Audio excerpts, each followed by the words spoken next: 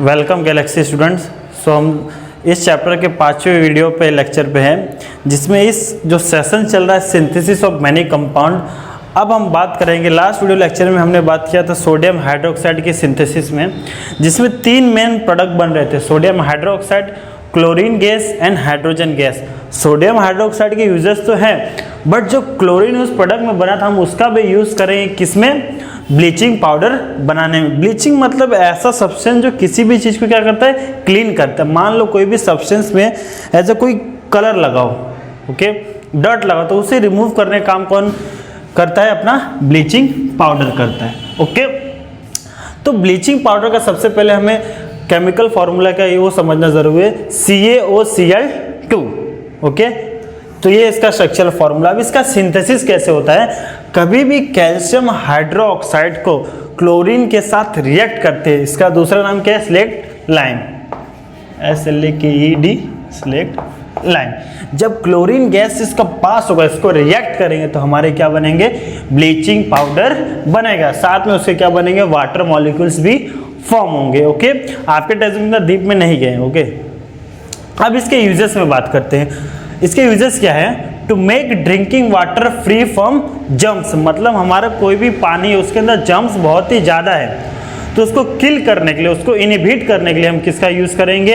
हमारे bleaching powder का। कैसा भी जर्म्स हो, चाहे बैक्टीरिया हो, चाहे प्रोटोजोआ हो, चाहे फंजाई हो, चाहे वायरस हो, उसे ईजिली कौन किल कर सकता है? Bleaching powder. Okay, oxidising agent, यहाँ पे ये समझना जरूरी है ऑक्सीडाइजिंग एजेंट क्या है। मतलब इसकी कैपेबिलिटी होती है कि दूसरे सब्सटेंस को क्या कर सकता है? ऑक्सीडाइज करता है, कि उसको बना सकता है, क्या करे वो? इलेक्ट्रॉन कैरी कर सके, इलेक्ट्रॉन दे सके। ओके, उससे क्या बोला जाता है? Oxidising agent. एंड थर्ड है for bleaching cotton and linen. Linen एक आर्टिफिशियल फैब्रिक है। ओके, और इसको किसमें से ऑब्टेन करते हैं? फ्लैक्स प्लांट है, उसमें से इसको ऑब्टेन करते हैं। ओके, अब कभी भी पता है जब कॉटन को हम लोग रोकते हैं, ऐसे कैश क्रॉप है, जब कॉटन को आइसोलेट करते हैं उसके अंदर बहुत सारे एडिशनल डर्ट होते हैं, ओके, डर्ट्स होते हैं। अब उसको हटाने के लिए हम किसका यूज करेंगे? Bleaching powder, because it is also a cleansing agent. And उसका चौथा यूजेस है bleaching powder washed cloth in a laundry. Laundry में भी यूज किया जाता है, जैसे किसी भी कपड़े पर डर्ट लगा हो, ऑयल का हो या फिर किसी भी कलर का, उसको रिमूव करने के लिए हम लोग किसका यूज़ करेंगे? ब्लीचिंग पाउडर का। तो ये तो बात हो गई कि ब्लीचिंग पाउडर की। तो अब हम बात करेंगे बेकिंग सोडा के।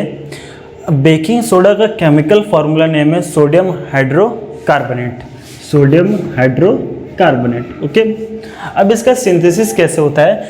जब कभी भी यहाँ पे जो बनाने के लिए प्रोसेस में रिएक्टेंट बहुत ज़्यादा ज़रूरत पड़ती है। ओके, जब कभी भी सोडियम क्लोराइड को वाटर और कार्बन डाइऑक्साइड अमोनिया के प्रेजेंस में रिएक्ट करते हैं, ओके, उसके वजह से 2 प्रोडक्ट बनते हैं। पहला अमोनियम क्लोराइड, ओके, दूसरा सोडियम हाइड्रोकार्बोनेट। और यही अपना मेन प्रोडक्ट है, जिसका दूसरा नाम क्या है? Baking soda.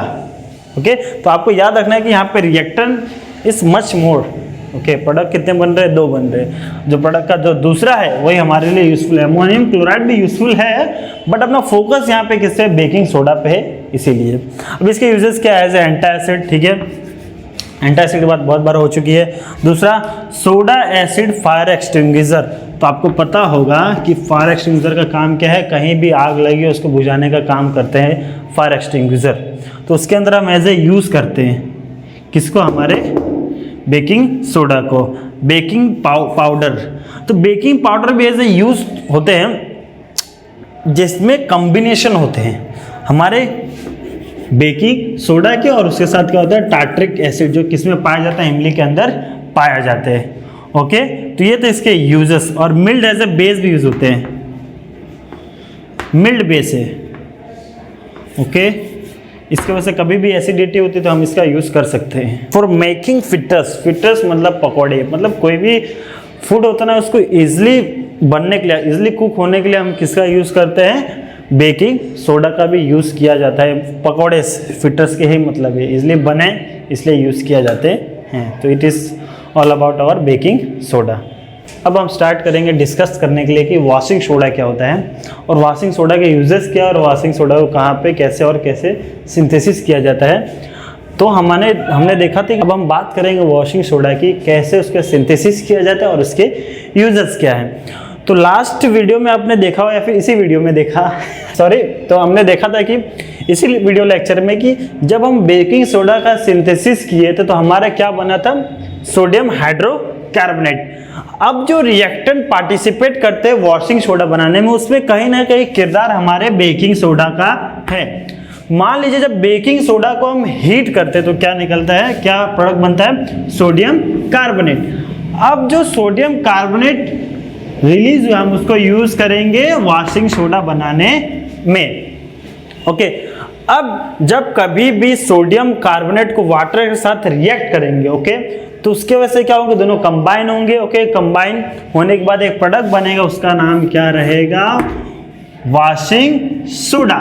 बट क्या आपने कभी वॉशिंग सोडा को रियली टच करोगे, आपको पता चलेगा तो लिक्विड स्टेट में है ही नहीं, तो वहां पे वाटर मॉलिक्यूल नाम की चीज है क्या।